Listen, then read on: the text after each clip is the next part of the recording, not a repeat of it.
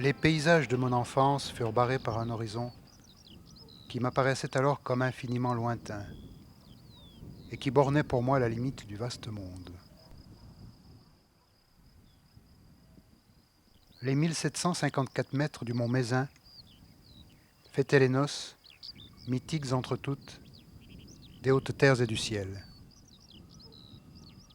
Épousailles librement consenties, exemptes de toute contrainte, et célébrées sous la bénédiction du soleil et de la lune. J'expérimentais ici la liberté de vivre. Mais des racines trop profondes me liaient à ces lieux. Un jour, ces espaces se montrèrent trop exigus.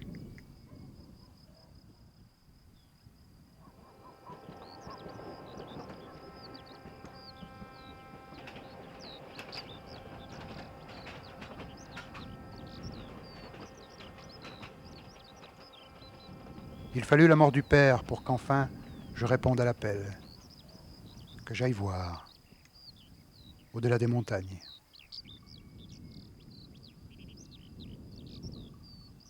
Le vendredi 21 août 1970, je partis au Pérou.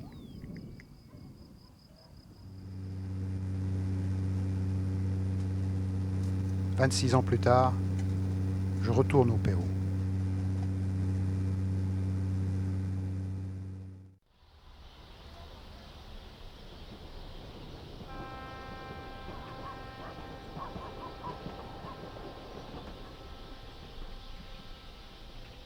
Et c'est avec délice que je plonge à nouveau dans l'air liménien. Cet air douceâtre, velouté comme une banane, presque palpable tant il est saturé d'eau. On le mâche plus qu'on le respire. On s'y englue en hiver, on y nage. Lima la moelleuse.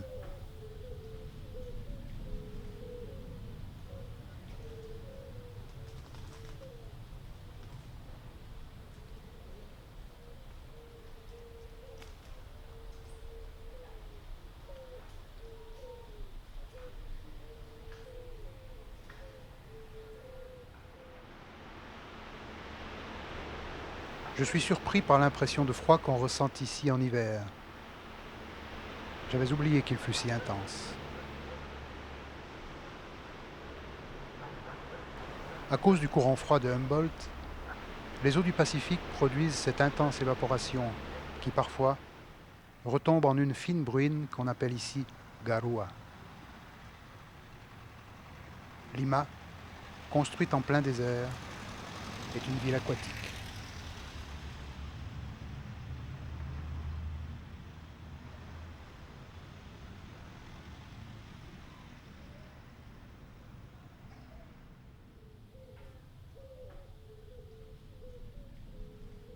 Pourquoi les Liméniens ne cherchent-ils pas à s'isoler de ce froid? Les fenêtres sont légères et souvent ferment mal. Les maisons seraient-elles à l'image de leurs habitants? Ouvertes? Perméables? Je pense aux habitations européennes, munies de portes et de fenêtres de plus en plus étanches, nous isolant de plus en plus du monde extérieur, et bien sûr, les uns des autres.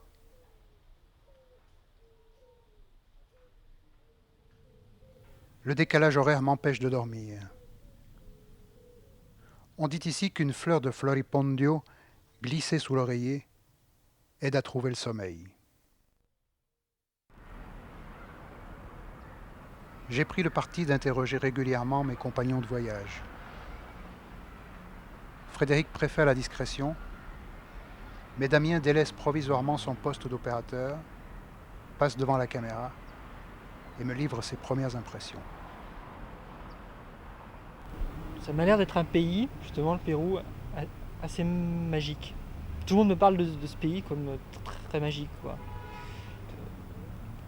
C'est l'inconnu aussi. Cette sorte d'inconnu qui me fait peur et qui me fascine. Voilà, en gros, c'est ça.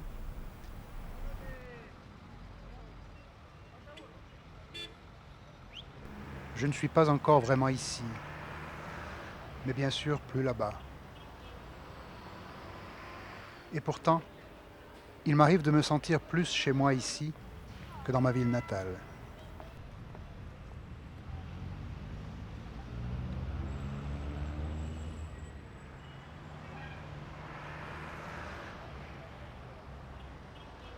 Je découvre qu'au-dessus des falaises de Miraflores, un parc a été dédié à Marcellin Champagnat.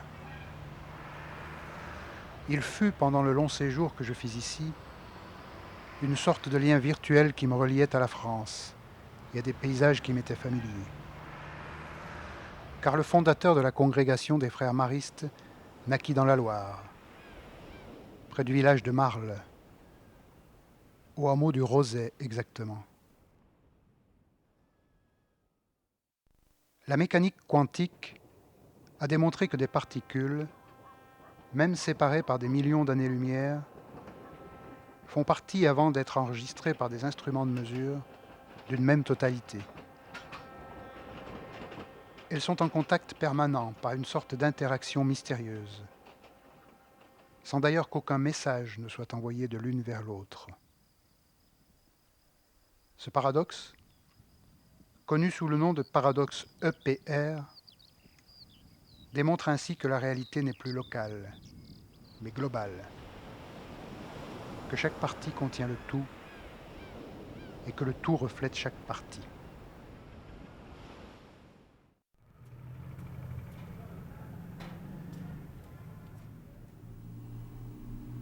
Les Andes, enfin, à nouveau.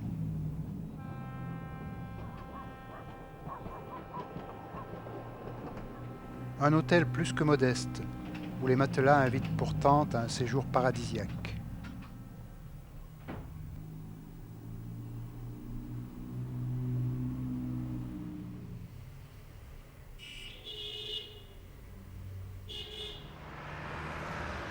Avons quitté Lima ce matin au petit jour.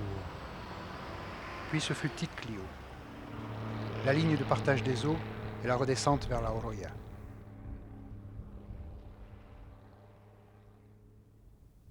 Plus de 20 ans sans venir dans ces parages. Campement minier de Morococha, à 4500 mètres d'altitude. Je me suis toujours demandé comment on pouvait vivre dans un tel lieu. Mais pour les enfants qui jouent ici, l'endroit est aussi quotidien, aussi banal que le furent pour moi les rues et l'école de mon enfance. L'étrange, l'exotique, sont affaires de regard.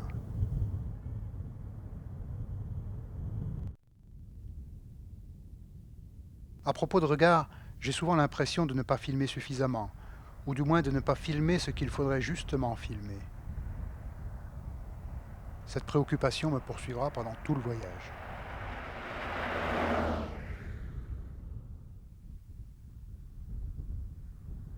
Nous sommes toujours au-dessus des 4000 mètres lorsque nous décidons de faire halte dans la pampa de Huicuscancha. Ce lieu ressemble étrangement à Pire-sur-Haute, qui se trouve pas loin du côté de Saint-Étienne. Et c'est à Pire-sur-Haute où j'ai tourné mon film, et chercheur de site. Je me souviens qu'à Lima, il m'avait déjà parlé de ce film et de sa passion pour l'astronomie. Un chercheur de site, c'est quelqu'un qui parcourait le monde, parcourait des pays complètement inconnus, des pays vierges de toute population, pour trouver disons, un site pour pouvoir construire un télescope.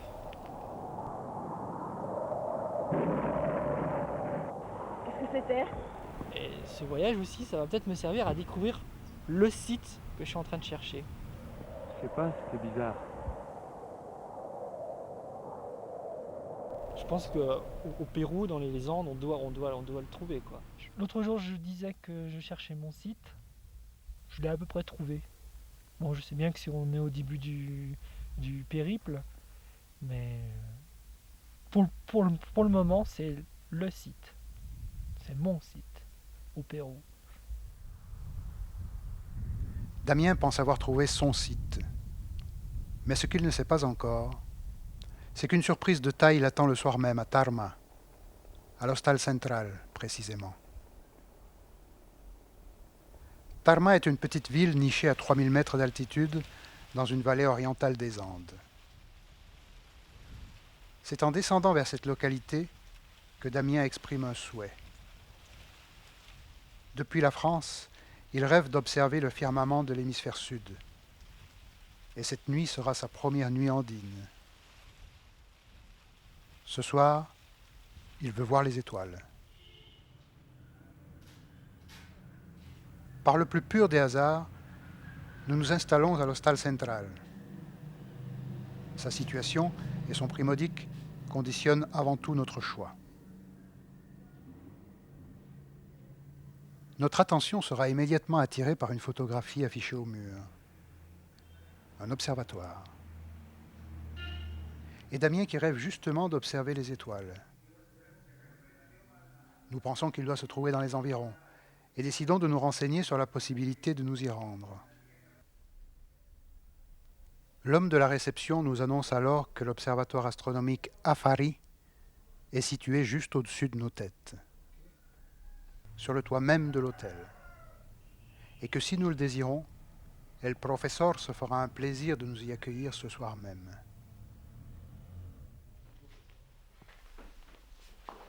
C'est ainsi qu'en cette soirée du 2 juillet, confortablement installés sur les fauteuils semi-circulaires, nous vivons un moment magique.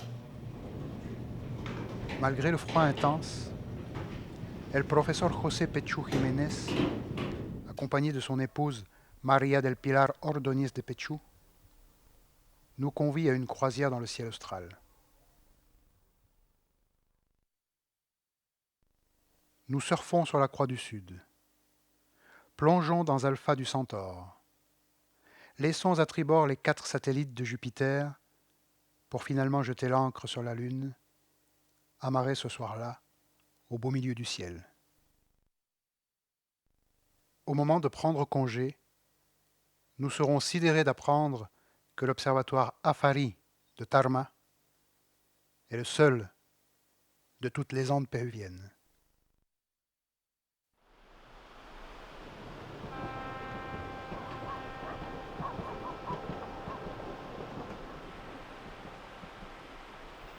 Avons rallié la Merced dans la matinée. Mais après cette ville, la route n'est plus asphaltée et nous avalons de la poussière.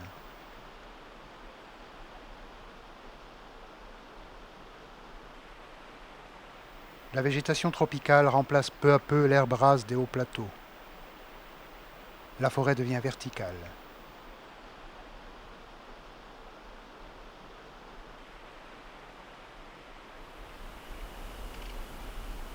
Mon objectif est de gagner Posuso, un village situé dans le piémont andin, en pleine ceja de selva.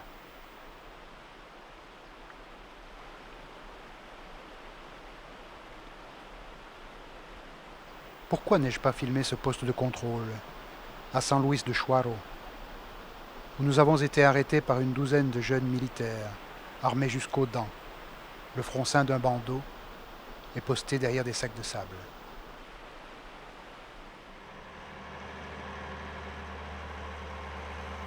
Je prends conscience que j'en suis encore à prendre le pouls du Pérou.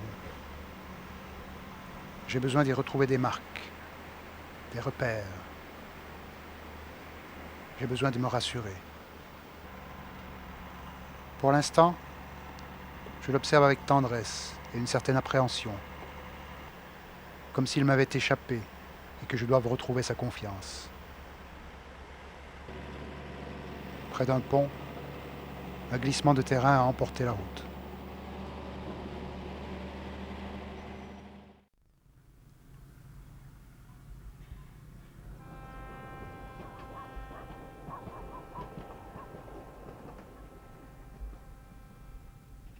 Au milieu du siècle dernier, le gouvernement du général Castilla met en place un vaste plan de colonisation de la Selva centrale. L'immigration européenne est alors fortement stimulée, car on pense que les étrangers participeront efficacement à la mise en valeur de vastes zones encore inhabitées. C'est dans ce contexte que le 25 juillet 1859 arrivera dans la vallée de Posuso le premier groupe de colons allemands. Ce sont ces mêmes colons qui, 22 ans plus tard, créeront la ville d'Oxapampa, imposant l'architecture de leur pays d'origine et modelant les paysages jusqu'à leur donner l'apparence d'un coin d'Europe.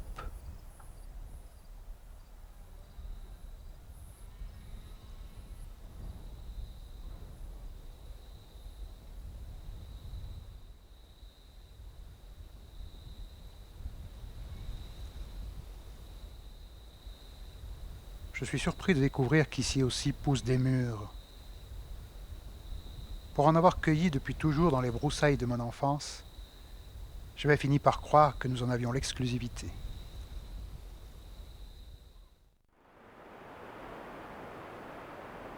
La route qui, depuis les années 70, a sorti Posuso de son isolement, traverse le canyon de Huancabamba. 78 km d'ornières, de cailloux, entrecoupés de dizaines de passages à gué. Hormis un groupe de militaires occupés à rafistoler la route, nous ne verrons pas âme qui vive sur toute la durée du trajet. Ici, la forêt règne en maître.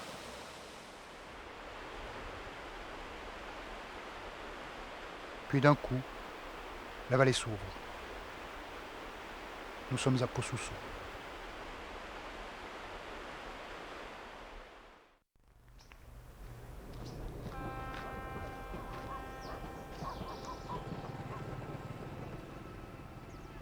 Il est très agréable de retrouver un climat chaud.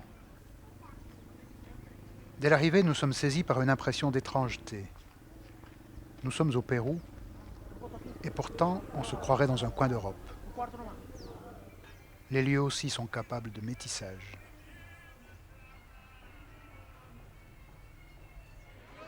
En cherchant un endroit pour déjeuner, nous tombons par hasard sur l'inauguration de la première piscine de Posuso. Nous nous sommes généreusement conviés à partager une plantureuse pachamanca, plat typiquement andin, composé de légumes et de viande cuits dans la terre. Le métissage est donc aussi culinaire.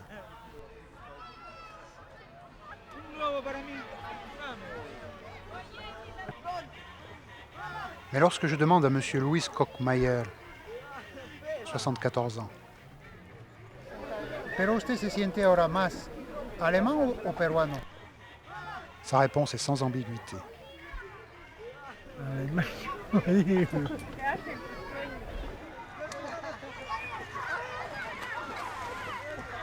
Bueno, al gato, aunque le crías en el gallinero, siempre es gato, ¿no? Nosotros nos han criado con las gallinas, pero somos gatos. Le lendemain, Madame Rosina Esther Schmidt de Rengifo me raconte l'histoire de ses ancêtres. Et là, pour la circonstance, revêtu le costume traditionnel tyrolien. Bueno, en 1857, al mando del señor Baron Schitz von Holzhausen y también el padre José Eck, han salido de 300 personas, entre ellos tiroleses y austriacos. Llegaron a Huacho, desembarcaron y de ahí tuvieron que venir a lomo de mulas y de burros hasta Cerro de Pasco. Y de ahí bajaron a Cobamba, ahí instalaron un pequeño cuartel y de ahí tuvieron que trabajar 2 años para llegar a Posuso. Les daban 30 hectáreas de terreno a cada familia para que puedan empezar a trabajar. Eso era el gobierno peruano. ¿Y por qué aquí? ¿Por qué aquí precisamente en esta parte del Perú? Porque dice que el señor Baron Schitz von Holzhausen había sobrevolado esta zona y había visto que era un terreno parecido al de Austria, de Tirol, ¿no? Con sus cerritos, sus quebradas y todo eso, para que ellos cuando salieran de su patria no sufran mucho, ¿no? Estando en un lugar muy parecido a su patria. Cuando han venido de viaje los abuelitos, los tiroleses con los prusianos no se entendían, ¿no? En el barco tenían que hacer 2 cocinas. Llegaron a Posuso, entonces también, los tiroleses arriba y los prusianos abajo. Entonces hay un río que se llama el río Límite. Hasta ahí nomás ellos y hasta ahí nomás nosotros. Y eso ha prevalecido bastante tiempo. Antes, cuando recién se empezó a jugar el vóley, el fútbol, hacíamos barras, siempre nos peleábamos. Y ahora sí somos amigos, ahora trabajamos juntos, ya no nos llevamos pica.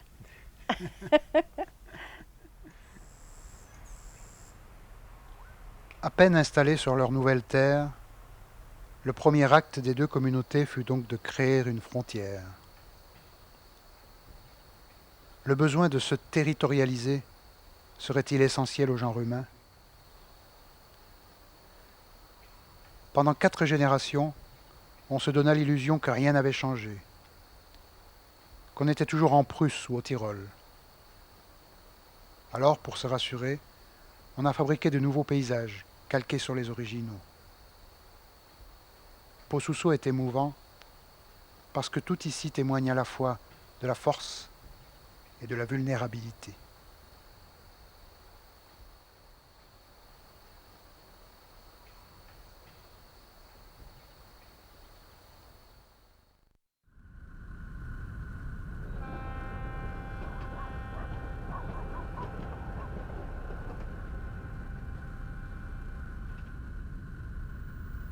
Après 3 jours passés à Lima, nous avons repris la route pour le sud. Entre-temps, un ami nous a rejoints, et je me rends compte que je n'ai rien écrit depuis qu'il est arrivé. La présence de Patrick me rendrait-elle moins attentif? Serais-je en train de m'habituer à nouveau au Pérou? Et pourtant, le désert côtier me fascine toujours. Je suis curieux de connaître le premier sentiment de Patrick. Une halte près d'une plage m'en donne l'occasion. Je me suis baigné. Je suis dans mon élément. Je pensais à des gens comme Henri Miller ou Pablo Neruda, des gens qui ont vécu sur les bords du Pacifique et qui écrivaient en écoutant le bruit des vagues. Pour moi, c'est un haut lieu. C'est un haut lieu.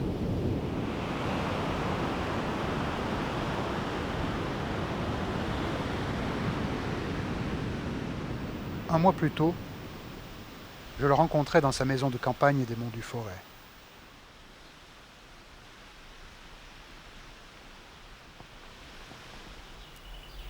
Le Pérou est un des lieux où jamais je n'aurais pensé aller il y a quelques années. C'est un endroit vraiment qui ne m'intéressait pas a priori, qui n'était pas sur ma carte, qui n'était pas signalé. Je pense que tu as une influence considérable dans la décision, que j'ai pas prise moi-même, qui s'est prise à travers moi, si je puis dire. Peut-être l'une des pierres qui a scellé cette pensée du départ, c'est une petite discussion un soir d'été, il y a 2-3 ans. Un jour un peu plus chaud, plus ensoleillé que celui-là. On était tous les deux assis comme ça. On a une évocation des filles de Lima. C'est pas la montagne qui m'a attiré dans un premier temps. Non, cette évocation de la chaleur, du hall, du rire, de la légèreté d'être. Je m'ouvre à une confiance qui dépasse largement la personne qui m'introduit, à savoir toi. Une confiance sur ce qu'au-delà des formes, au-delà des apparences, le Pérou m'évoque, c'est-à-dire un lieu où souffle l'esprit. Ce qui est peut-être erroné également, mais bon, si j'ai pas de signe, si j'ai pas de forme de moule prédéterminé, j'ai quand même une intuition forte de ça. Quand on était à Blé, on entendait souffler le vent, là on doit entendre le bruit de la mer, enfin de l'océan, et ça souffle encore. Ça souffle toujours.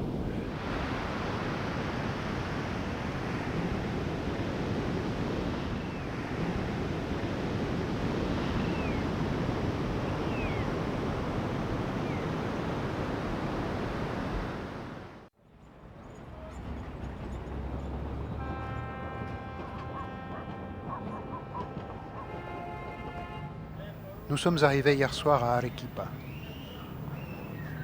Mais deux événements surviennent comme pour me rappeler à l'ordre.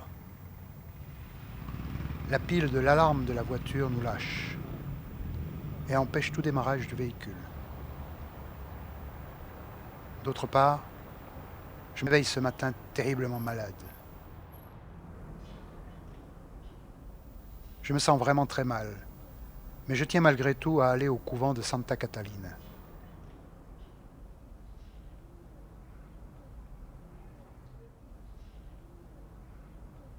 Alors que Posuso est un morceau d'Allemagne transposé au Pérou et enfermé dans ses vallées, Santa Catalina est un morceau d'Espagne, enfermé dans ses hauts murs.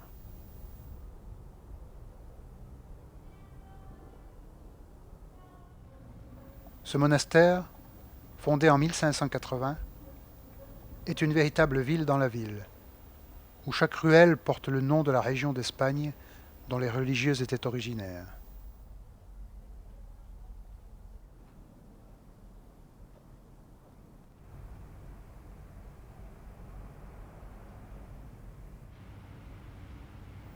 Le lieu est paisible et incite à la méditation, mais je me sens vraiment mal.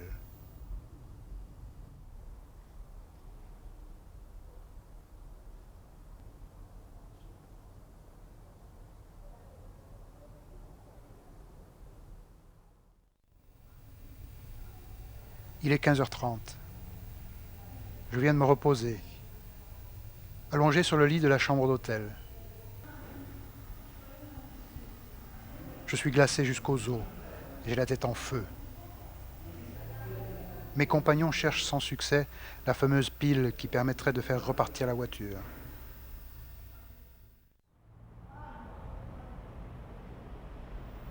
J'ai l'impression que le Pérou a quelque chose à me dire, mais je ne sais pas vraiment quoi. Devons-nous abandonner le projet que nous nous étions fixé, à savoir rallier Puno puis Cusco par la route ? Devons-nous nous arrêter ici? Stopper à Arequipa?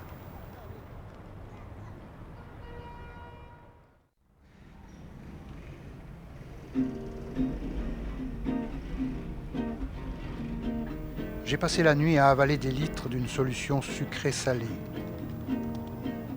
Pendant que je me morfonds dans cette chambre d'hôtel, Patrick poursuit sa quête et compose une chanson dédiée aux filles d'Arequipa.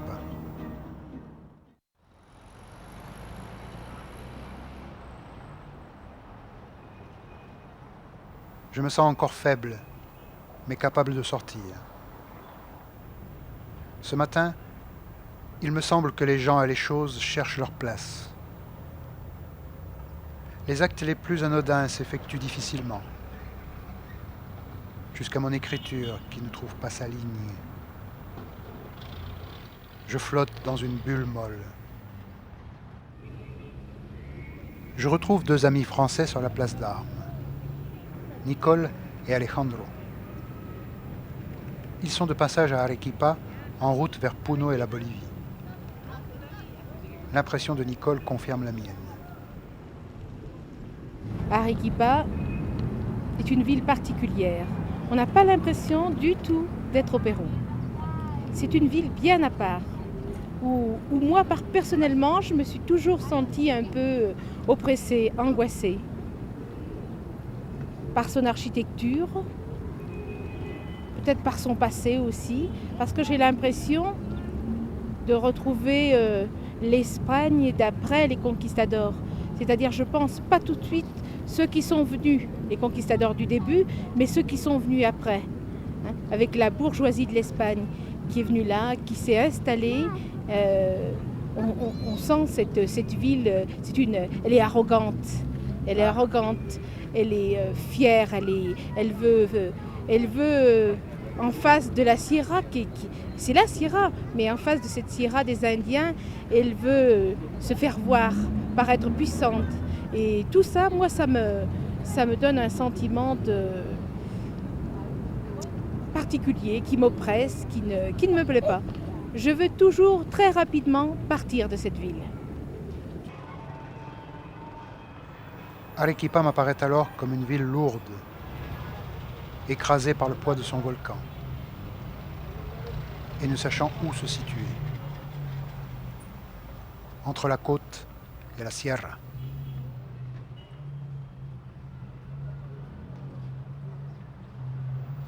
Le film semble bloqué.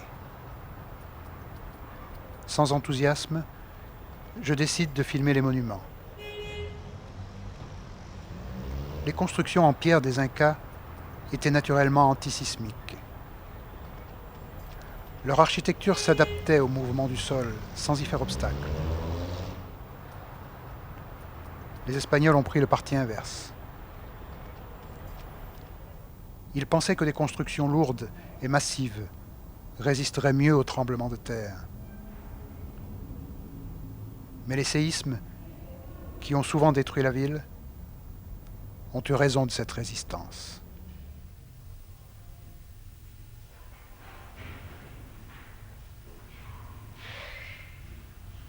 Damien m'a réveillé cette nuit, hagard, horriblement malade.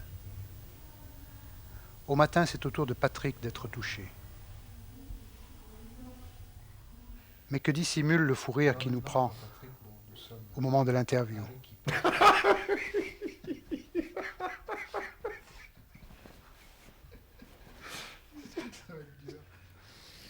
Alors Patrick, on est à Arequipa, dans une chambre d'hôtel.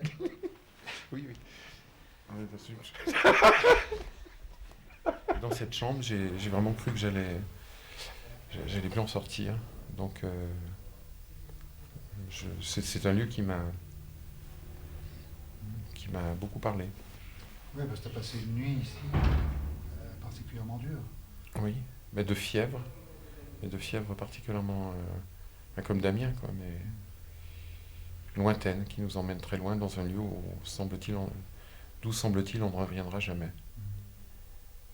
Mais le matin, pas le matin, ce matin, parce que je ne suis pas sorti, ce matin quand j'ai vu passer les gens dans la rue, j'ai retrouvé cette allégresse, cette liesse toute particulière qu'on a ici, quoi, de légèreté de vivre. Je trouve cette ville légère. Je m'y sens assez bien, quoi, en définitive. J'aurais quelques peines à la quitter.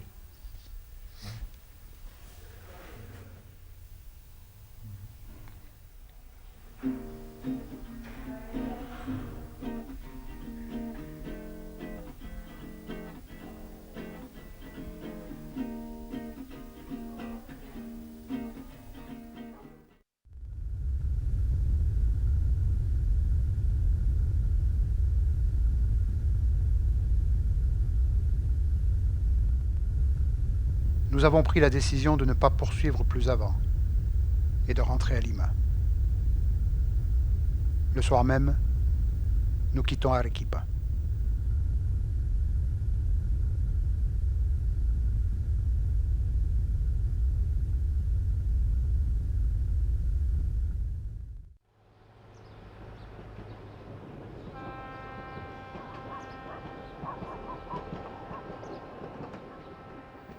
Deux heures de route nous ont suffi pour rejoindre Camaná, petite ville côtière sans attrait particulier. Et pourtant, j'ai ici l'impression de retrouver le Pérou que j'aime. Un pays simple, nonchalant, et où le temps semble parfois s'être arrêté.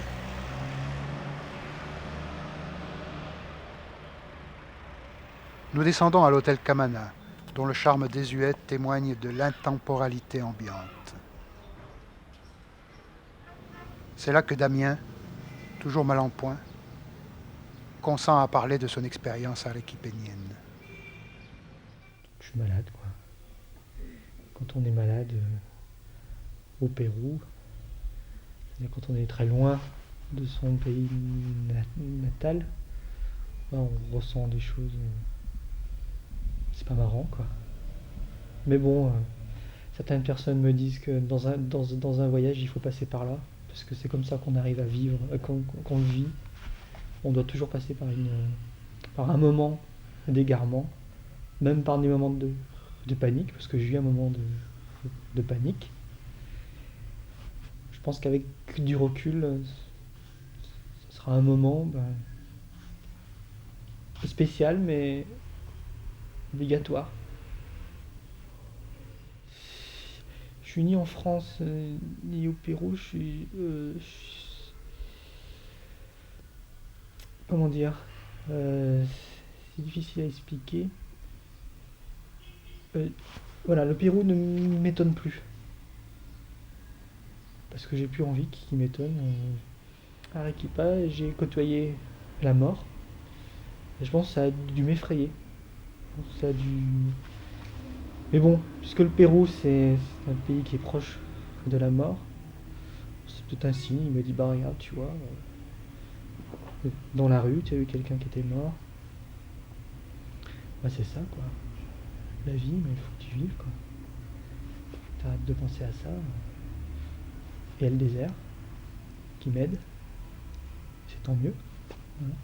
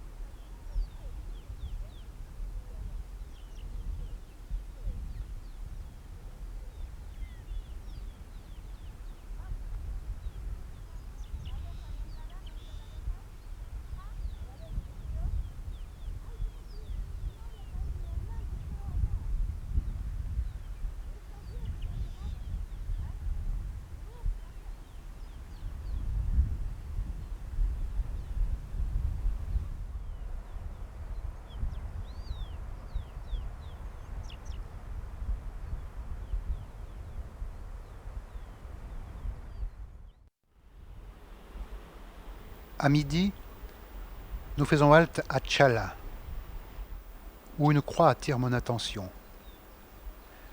Sur les branches latérales, images catholiques, anciennes divinités préhispaniques et symboles modernes se mêlent dans un joyeux syncrétisme. Un peu à l'écart, un vieillard nous observe. Atteint de surdité, il ne comprend pas ma question lorsque je lui demande de m'expliquer la signification de cette croix. Par contre, il me raconte une histoire la concernant. Para que le hagan misa, esa costumbre tenemos. Pedimos una limosna, un sol, 2 soles, 3 soles, como tenga la voluntad. Ahí que a ese señor entraron y no quiso dar. Se quieren para que tomen, que papá lo van a hacerlo. A ver, le dijo para Santísima Cruz palo, pero es milagroso. Ahí que al día siguiente le castigó. Le vino una piedra de arriba, le quebró el pie. Del pie le afectó a la vista, ahora está enfermo con la vista. Hasta ahora, ya hace años ya. Ainsi donc, selon les propres mots du Seigneur Carlos Retamosos Mayhuire, ce Christ serait castigoso. Je suppose qu'il voulait dire castigador, c'est-à-dire punisseur. À l'instar des esprits tutélaires des anciens péruviens, il peut se fâcher lorsqu'on lui manque de respect.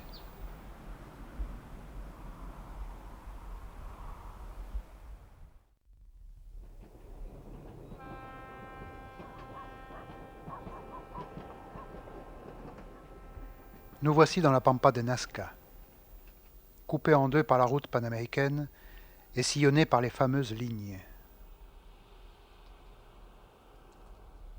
Parce qu'elles ne sont visibles que du ciel, les lignes de Nazca ne seront découvertes qu'en 1939. Figurant des animaux marins, des oiseaux, des insectes, ou simplement des lignes droites, leur signification reste encore aujourd'hui une énigme.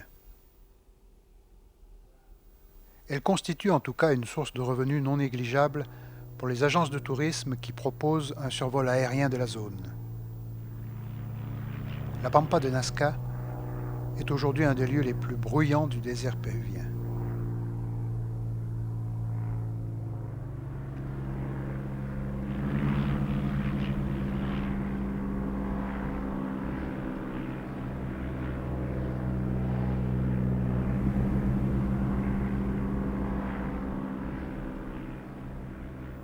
Une chose est sûre, ces dessins ont été fabriqués pour durer. Et surtout, ils ne sont pas destinés à être vus.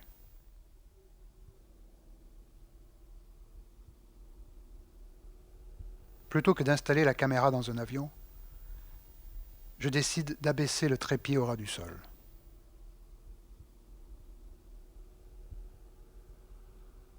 Pourquoi suis-je aussi ému par la proximité de ce sillon, de cette commissure? Car je sens que les lignes de Nazca ont quelque chose à me dire, quelque chose qui tient de l'union, de la communion.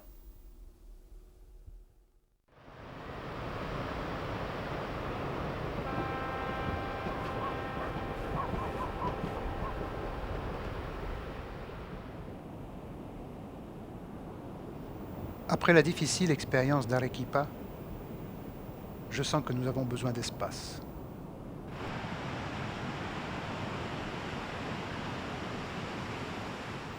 Je ne suis pas un homme de la mer et je déteste les plages surpeuplées.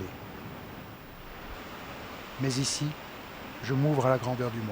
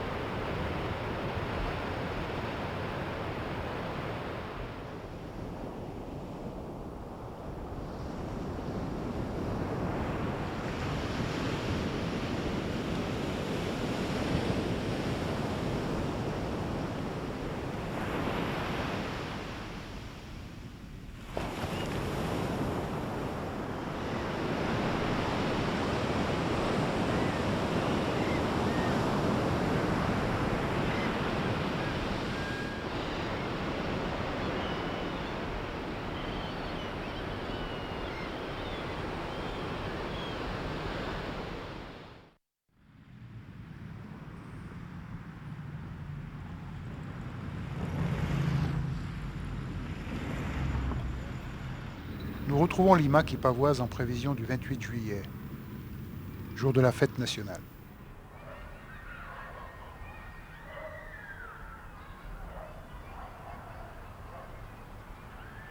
Patrick me confie qu'à Paracas, le voyage a pris pour lui un sens particulier. Ça me ramène à la jeunesse de ce voyage qui est lié à la mort de ma mère. Au fait que sans elle, d'une certaine manière, je n'aurais pas pu me retrouver ici. Et puis, maintenant que je me trouve en Amérique du Sud, c'est lié aussi à une certaine mythologie familiale. Savoir que elle a vécu dans un milieu où on parlait constamment du Brésil, pour la simple raison que ses oncles et tantes arrivaient du Brésil, ont vécu là-bas, que certains y sont nés, d'autres y sont morts, en particulier une petite Marie dont les cendres ont été dispersées dans l'océan. Et ce sont des mythes qui sont revenus constamment dans notre histoire. Et ma mère était très belle, elle avait des cheveux bruns, des yeux verts, et j'imagine qu'à 20 ans, elle ressemblait beaucoup aux filles qu'on peut croiser ici. Elle avait ce type très latin, elle était habillée souvent avec des robes rouges, bleues, vertes, bariolées, des grands chapeaux, une certaine ambiance. Et tout ça me ramène je dirais, ce qu'elle m'a légué, et ce que m'ont légué aussi à travers ce périple, une espèce de goût de terre chaude, de la danse, de tout ce que d'une certaine manière je trouve ici, la danse. Et l'autre jour à Paracas, l'autre matin, tout ça remonte en voyant les bateaux, en voyant la mer, les choses de l'enfance. Et moi, je trouve cette terre très maternelle. Ce qui pour moi est un symbole important, puisque je le répète une fois encore, c'est vraiment lié à... Je crois que c'est lié à elle.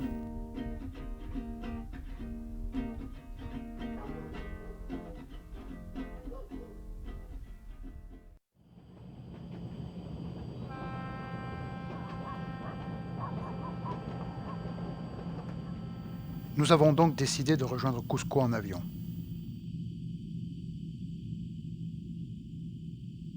J'aime les moments hors temps et hors espace, vécus pendant les voyages aériens. Instants de flottement, de suspension entre deux lieux. Peu après le survol du Salcantay, nous amorçons la descente vers la vallée de Cusco, située à 3400 mètres d'altitude.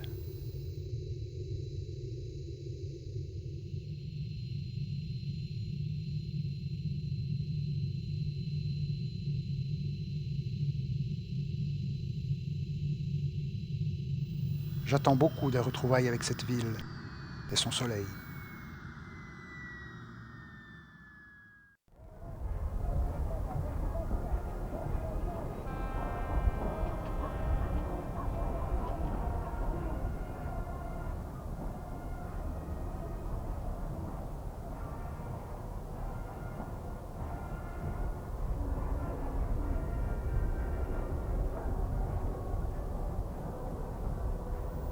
J'avais fixé Cusco comme but de ce voyage. Mais le charme n'agit plus. Passé les premières heures d'émerveillement, Cusco se banalise. Trop de tourisme, force de l'habitude. Je tente de filmer la ville et la forteresse de Sacsayhuaman, mais je ne peux pas. Tous les efforts que je déploie pour en montrer un aspect original demeurent vains. J'ai l'impression de ne filmer que des banalités. Car quelque chose m'appelle plus bas, plus loin, dans un lieu intermédiaire. Je sais que je dois me rendre à l'Intihuatana, à Machu Picchu. Je sais que j'y dois rencontrer le soleil levant, la première lumière du jour.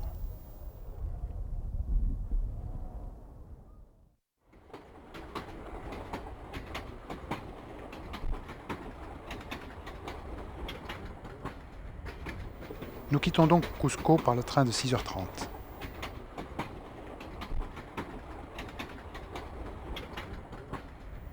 Nous montons à la plaine d'Anta, puis redescendons dans la haute vallée de l'Urubamba.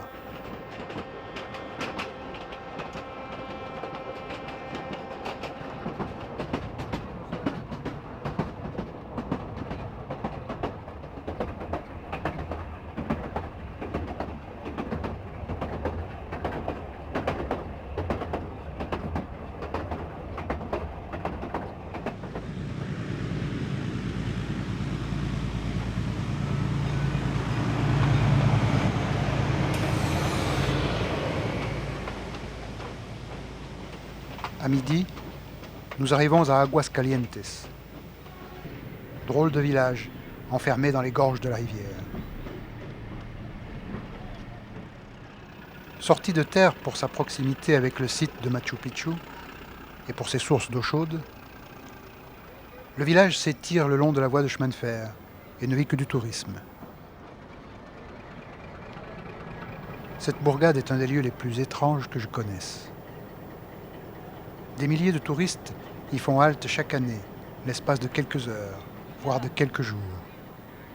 Et y passent le temps comme ils peuvent, en fréquentant les bars, les restaurants, les boîtes de nuit et les bains chauds.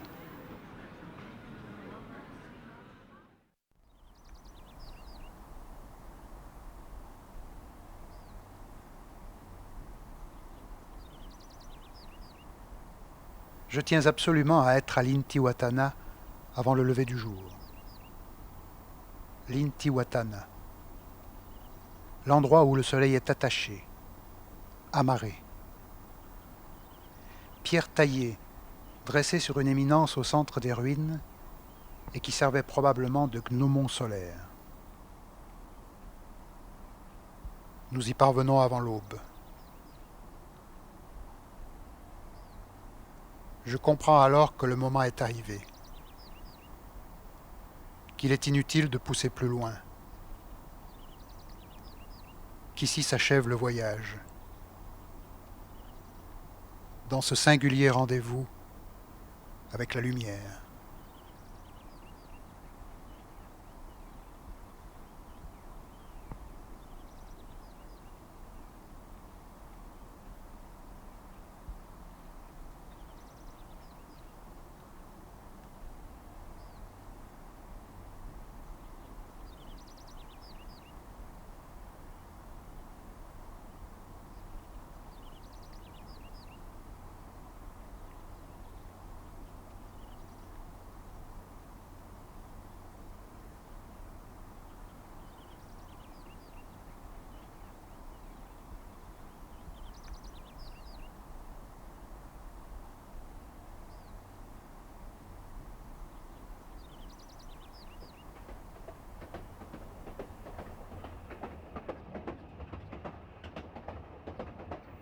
Sur le chemin du retour, alors que le train remonte la vallée de l'Urubamba,